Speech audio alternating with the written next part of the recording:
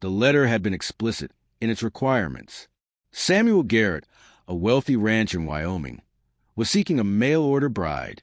He wanted a woman of childbearing age, good health, and quiet temperament. He was willing to pay for passage, provide a comfortable home, and offer marriage to the right woman. What he wanted in return was simple: a wife and eventually children to inherit his vast estate. The woman who responded to his advertisement was named Catherine Hayes.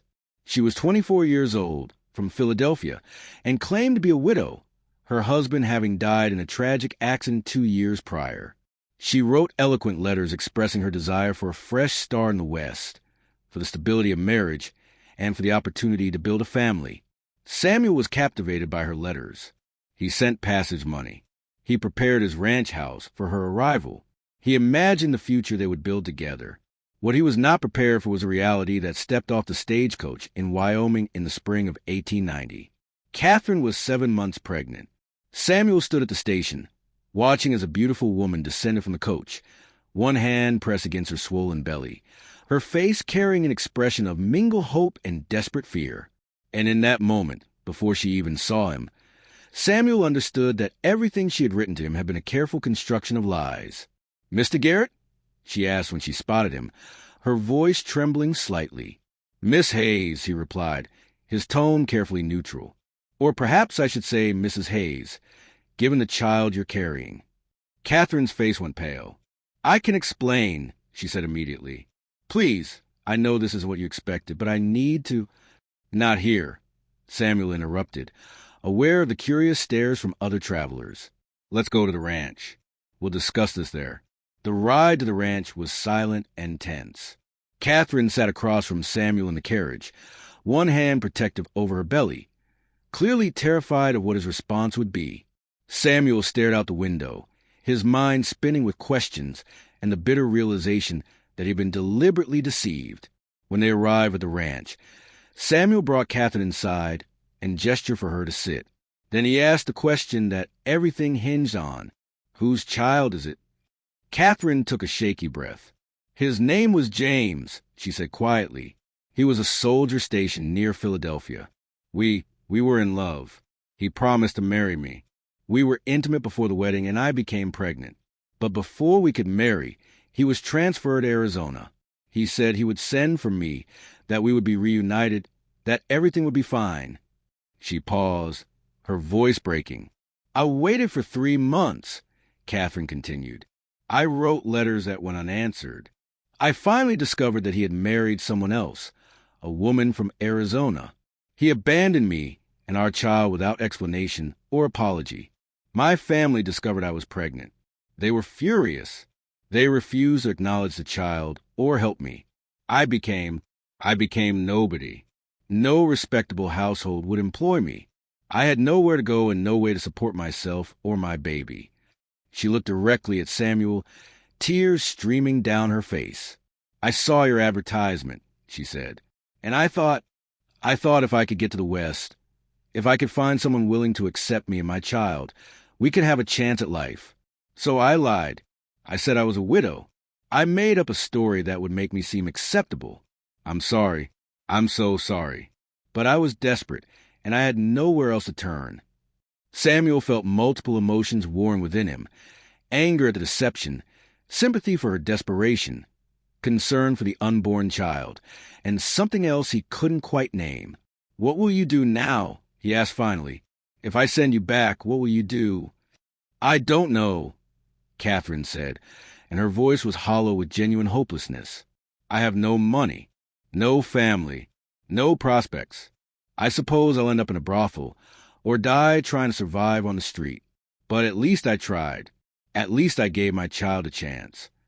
Samuel was quiet for a long moment. Then he made a decision that surprised even himself. "You'll stay," he said simply. "Not because I'm a saint, and not because I'm not angry about the deception, but because you're right.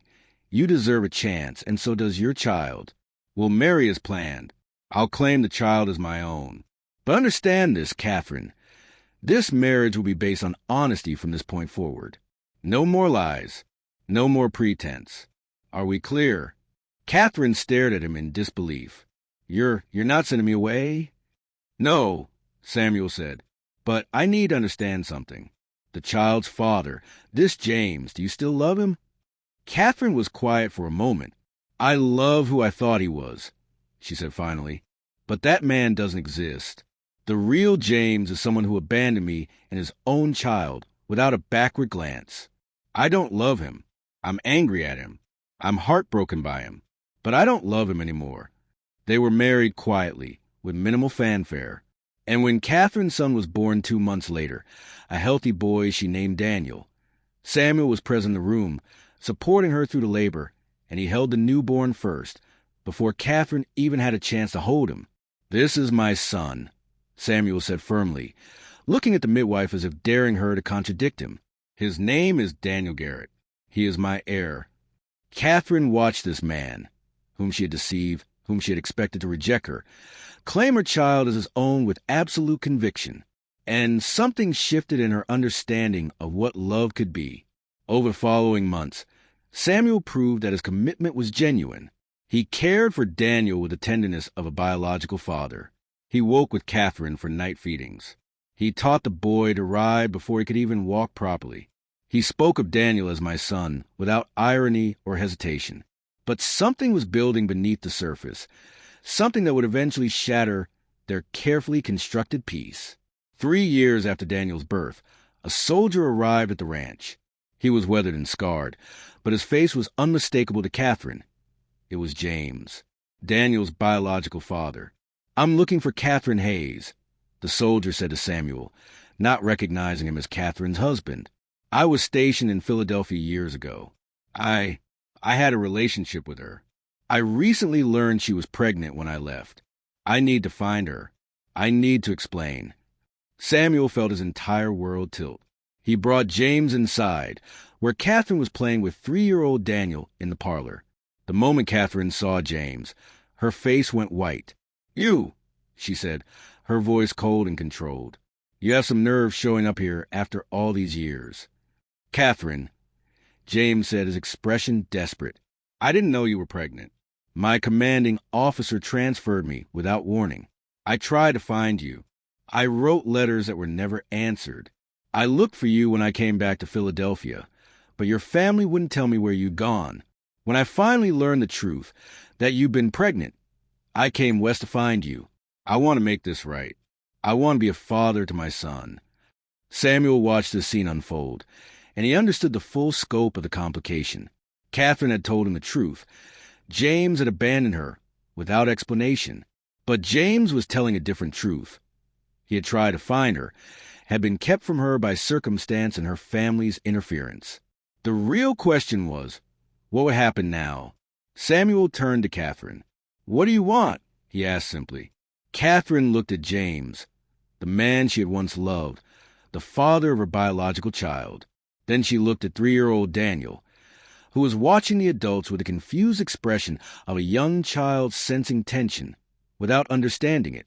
"I want," Catherine said slowly, "for my son to know his biological father. I think he deserves that. But I also want him to know that Samuel is his father in every way that matters, in action, in commitment, in love. I want both of you in his life, if that's possible." She paused, and her voice became firmer. "But I'm not leaving with you, James. I'm not going anywhere. This is my home. Samuel is my husband, and Daniel is our son, both of yours, in different ways. If you want to be part of his life, you'll have to accept that." What followed was an unconventional arrangement that shocked the frontier community. James took a job on a neighboring ranch, and he became a regular presence in Daniel's life. But Samuel remained the primary father figure, the one who raised Daniel, taught him about the ranch, and prepared him to inherit the estate. Catherine found herself in a unique position. Married to a man she had come to genuinely love, co-parenting with the biological father of her child, and building a family that defied conventional definition. Years later, when Daniel was grown, he understood the complexity of his origins. He knew that James had not intentionally abandoned his mother. He knew that Samuel had chosen to claim him despite the deception. And he understood that both men had loved him in different ways. When Samuel died at 82, Daniel gave his eulogy with profound gratitude. "Samuel Garrett was not my biological father. Daniel said, his voice steady and clear. "But he was my father in every way that mattered. He chose me. He claimed me. He raised me with integrity and love. My biological father, James, gave me life, but Samuel gave me purpose and belonging. Both men were necessary for me to become who I am." He paused, emotion visible on his face. "My mother came to this territory as a desperate woman carrying a secret," Daniel continued. "She lied to find safety and shelter. But instead of condemning her for that lie, Samuel did something remarkable. He honored the truth of her desperation, accepted the child she was carrying, and built a family with her anyway. Through his actions, he taught me that love is not about perfect circumstances or biological connection. Love is about choice. Love is about claiming someone and standing by them, regardless of complication." Catherine lived for another 5 years after Samuel's death.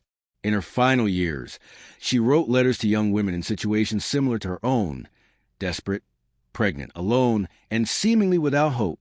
In those letters, she told them that sometimes the greatest gift life offers is a person willing to see past your mistakes and claim you anyway. On her grave, 3 names were inscribed: Samuel Garrett, James Morrison, and Catherine Garrett. Below them, simple words: a family built on truth, acceptance, and the courage to love despite complication. And in Wyoming, the Garrett Foundation, established to support pregnant women in desperate circumstances, continued the legacy of a rancher who understood that sometimes the most revolutionary act of love is accepting someone at their worst and claiming them as your greatest treasure anyway.